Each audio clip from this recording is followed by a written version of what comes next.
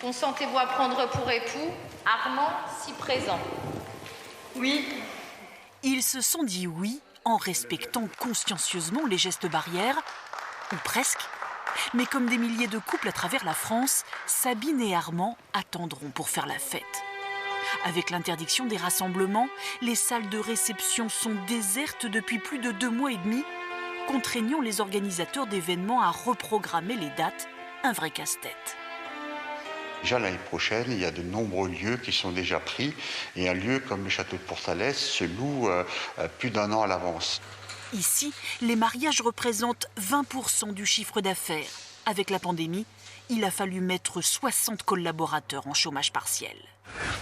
Des difficultés qui touchent tout particulièrement une profession, les traiteurs événementiels.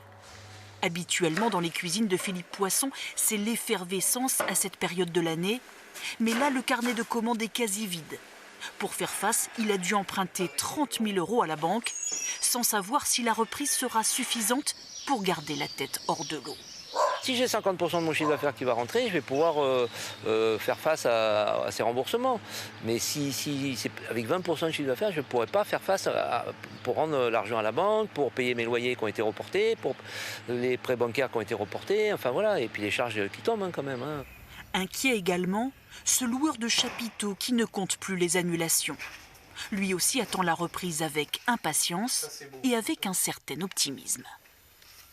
Là, on sent qu'il y a un vrai frémissement depuis le week-end dernier. On a beaucoup de mariages qui étaient prévus en juin, qui sont repoussés aussi au mois de septembre. On va certainement avoir une fin d'année très compliquée et très chargée, et c'est tant mieux.